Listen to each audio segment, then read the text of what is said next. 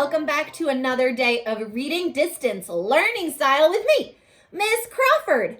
It is Monday, April 27th, 2020, and my friends, it is the first day of our virtual Spirit Week. It is sports day, so make sure you have your sports stuff on.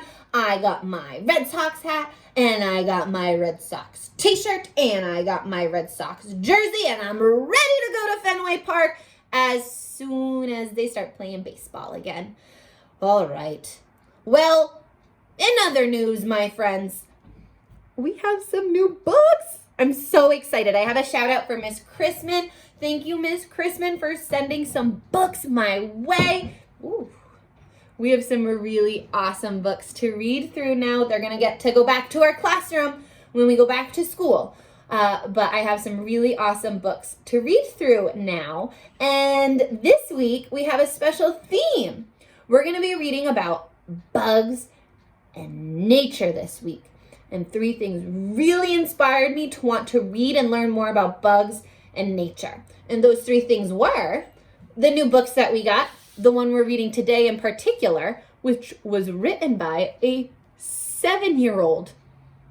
You're never too young to be an author. The other thing that inspired me was Earth Day, which was last Wednesday, April 22nd. And Earth Day is a day where you really get to think about how beautiful our planet is and celebrate how great this planet is by maybe thinking about ways to save our planet, or thinking about ways to recycle, or doing special projects for our planet. And the last thing that inspired me to want to read about bugs was watching one of my favorite movies, James and the Giant Peach, which is a story about a boy who goes on an adventure in a giant peach with a bunch of talking friendly bugs.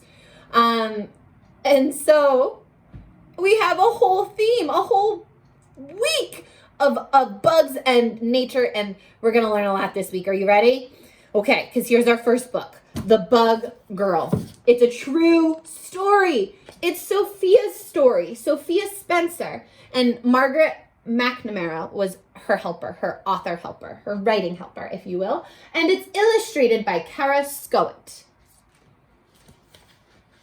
All right, my friends, while we're reading, I'm going to ask you to make sure that you're being a good reader by,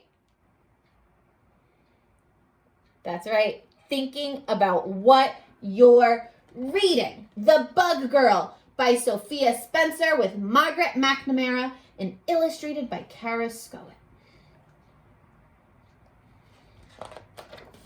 The first time I made friends with a bug, I was 2.5 years old.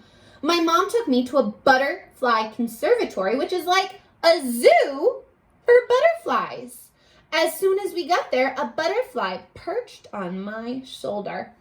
It flitted onto my hand, my foot, my elbow, and my head, even my nose. It stayed with me the whole time we were there. And look, that little kid saying, she's a butterfly magnet. And that little girl over there is saying, oh, can I try?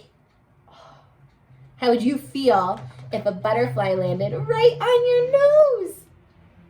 I bet it would tickle. When it was time to go home, a guard stopped us at the door. I'm sorry, miss, but the butterfly has to stay here. Do you think she meant to do that? Me neither. Say goodbye to the butterfly, said my mom. But it did not move. Check it out. Carefully, gently, the guard took the butterfly from my shoulder, and after a moment, away it flew. Bye-bye, butterfly, I said. From that day on, I was bug crazy.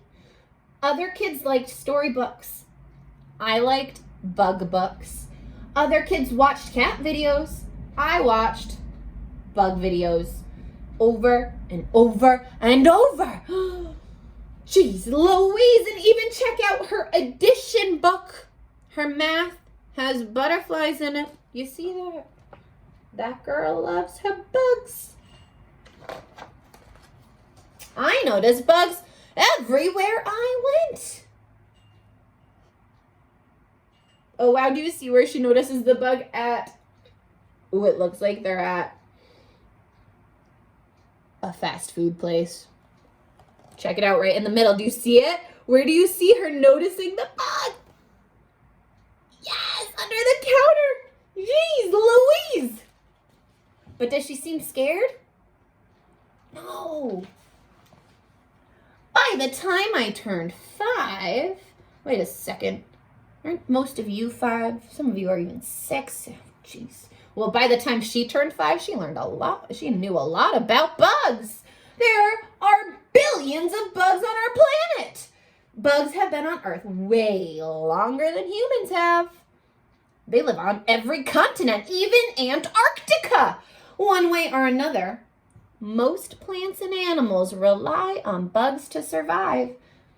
The scientific name for bugs is arthropods. Ooh, can you say that word? Ready? I'll say it, then you say it. Arthropods. Nice job. But I call them bugs for short. In kindergarten, nobody minded that I liked bugs, or that I loved bugs.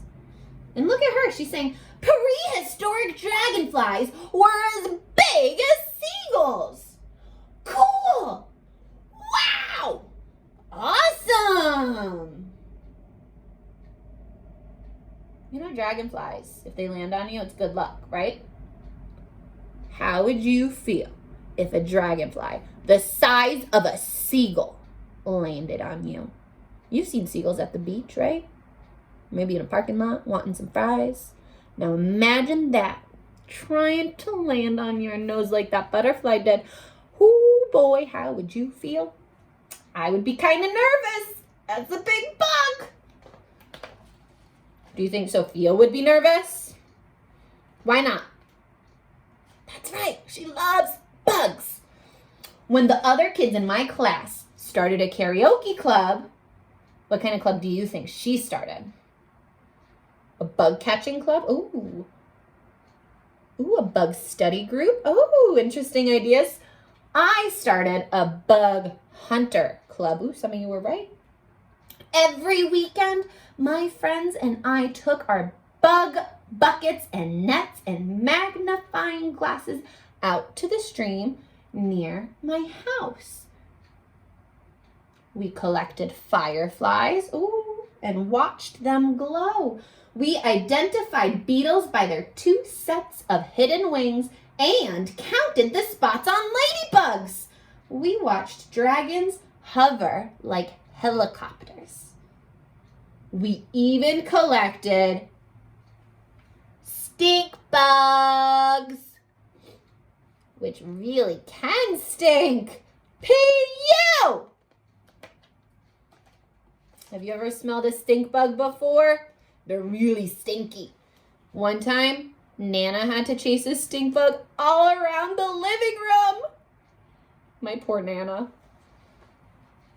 I took the bugs home to study them. Mostly, I had to keep them on the porch so they wouldn't escape and crawl around the house. Well, that makes sense, right? You don't want bugs crawling around your house. It's just Mom and me at home, so we share chores. Mom has a lot of rules. Make your bed, pick up your clothes, keep your room neat, no ants in the house, unless they're in an ant farm. 4 rules. I have just one rule. All bugs must live. If there's a mosquito buzzing, I snatch it up in a napkin and let it go outside. We don't have a fly swatter. We have a fly net. One night, my mom saw a water bug, a giant flying roach, in the middle of the living room. I'm trying to support her bugs, but roaches, they scare me, really. So it was in the middle of the living room. She knew the bug rule was important to me, so she didn't kill it. She put a net over it and waited for me to find it in the morning.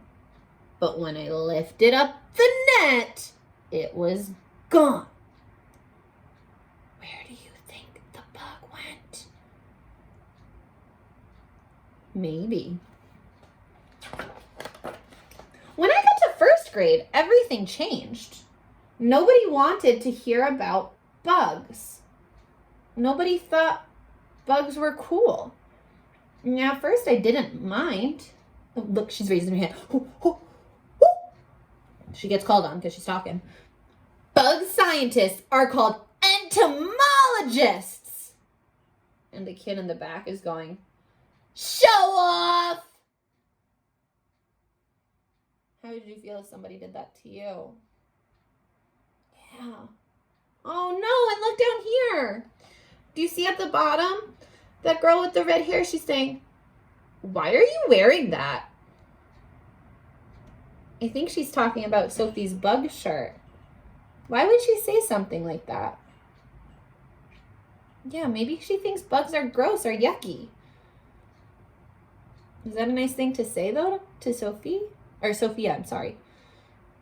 No, just because she likes bugs doesn't mean she... Man, those first graders are not being nice to her. Then I brought a grasshopper to school. I thought the kids would be so amazed by the grasshopper that they'd want to know all about it, but they didn't. A bunch of kids crowded around me and made fun of me. Sophia's being weird again, one of them said. Ew, gross, said another. Get rid of it. Then they knocked that beautiful grasshopper off my shoulder and stomped on it until it was dead. That night, I went home and cried and cried. Now let's think back. What made her so upset?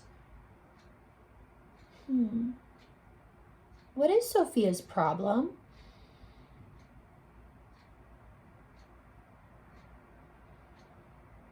Yeah, those first graders, they heard that grasshopper, and even worse, they weren't being accepting of Sophia for liking bugs. They weren't being inclusive. They didn't want to be her friend just because she liked bugs. Those kids are wrong, my mom said. It's okay to love bugs, Sophia. I know, I said. It just doesn't feel like it. I had to go back to school, but I didn't bring a bug with me ever again. That didn't stop the kids from making fun of me. I don't want to be friends with a bug lover. Why doesn't she like regular things? She's so strange. Oh, gosh. No, you guys, you're all great friends, right? What would you do to make Sophia feel better right now? You would go give her a hug? You would tell her that liking bugs is cool? That's really nice of you. About halfway through first grade, I took a break from bugs. My mom did not like seeing me so unhappy. Not one bit. She knew I needed to find other people who loved bugs just as much as I did. She wrote an email to a group of entomologists. Do you remember what entomologists are? That's right. They're the people that study bugs. Asking for one of them to be my bug pal. She wanted me to hear from an expert that it was not weird or strange to love bugs and insects. Maybe someone will write back, said Mom. Maybe, I said. Or at least call. We thought those scientists would be too busy to respond. But 3 days later, my mom got an email. She opened it. It's from a bug scientist named Morgan Jackson. She said, he wants to put my letter online so that other entomologists can read about you. Okay? Okay, I said.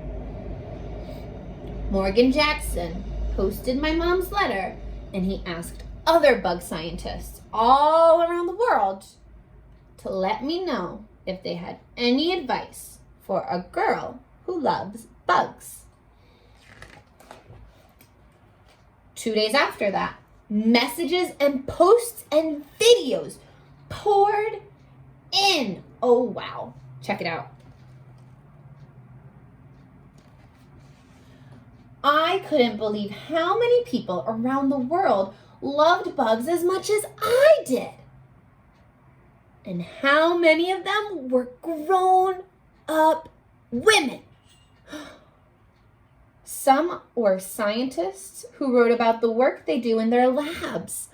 Others shared videos of themselves with bugs on their arms and sent pictures of themselves hunting bugs in the wild. I looked at those messages day after day. All these people love bugs, I said to Mom. They do, she said. And they're not weird. Nope, said Mom. They're curious, just like you. What do you think that word curious means? Check it out. Curious. I'm going to reread the sentence it's in. They're curious, just like you. And what do we know about Sophia? That's right, she likes to learn and learn. And when you're curious, you want to learn more and more. You have a lot of questions. You're curious. Newspaper reporters read my story online, and they started calling my mom to find out more. The reporters asked to interview me, and I talked to them on the phone. My mom and I even appeared on television, which was a bit scary.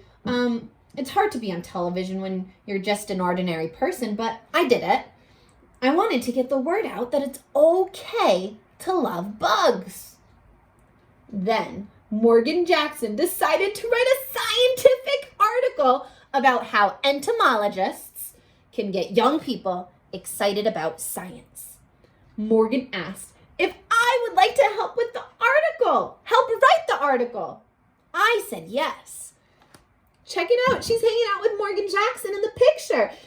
They're working on that article together. And it looks like Morgan Jackson is doing something with those bugs. School got a lot easier after that because I didn't feel so alone. What made her feel like she wasn't so alone? Let's stop right there. Let's think about what the solution to her problem was. Now think about the problem. What was Sophia's issue? That's right. The first graders were making fun of her for liking bugs. So what was the solution? That's right. Mom emailed all of those entomologists to talk to Sophia about how cool it really is to learn about bugs. Just because some people think they might be a little scary or yucky doesn't mean that they're not cool to learn about or to investigate. How else are you supposed to learn more about something that you don't know a lot about? You gotta learn, you gotta read, you gotta investigate and study. Nowadays, I like even more things. Gymnastics, time travel books, and technology. But not too long ago, when somebody asked me to describe myself in 3 words, I said the bug girl. That's because I'm happiest when it's just me, a few green leaves, some drops of water, and a bug to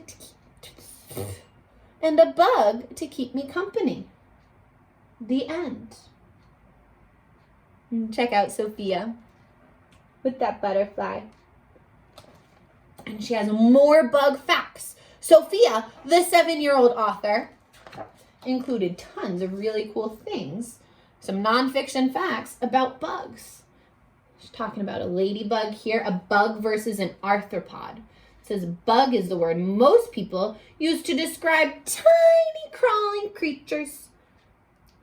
But an arthropod is what you use to describe an animal without a back backbone and with a skeleton on the outside of its body. That's why beetles have a hard shell. That's their skeleton. Now I want to read to you about the ants because tomorrow we're going to be reading this book right here. That one's about ants. So let's read Sophia's cool fact about ants. Ants rock! Ants are very social. They lived in organized colonies where each type of ant has a special role. Some colonies include millions of ants. Ants work together to move and build the things they need to survive. Ants have no ears, so they listen by feeling vibrations through their legs. A lot of them have no eyes either.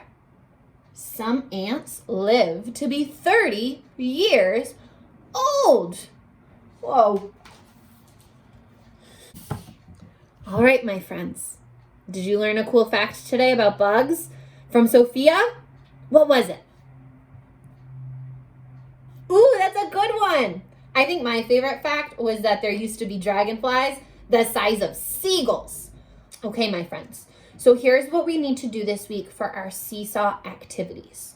When you log into Seesaw, you're going to see that you have activities for reading and writing and math and word study. And your reading activity this week is to be retelling a story. We've been doing a lot of practicing on retelling a story from the beginning to the end. So you can choose a book from your book baggie or a good story from your bookshelf at home, read it to yourself, and then record yourself retelling the story to your teacher. When you retell a story, you just tell it to somebody without having to read the actual book. Make sure you do your Seesaw activities by Saturday. Okay? Okay. I will see you all in the next video, my friends. And until then, keep on reading. Bye, guys.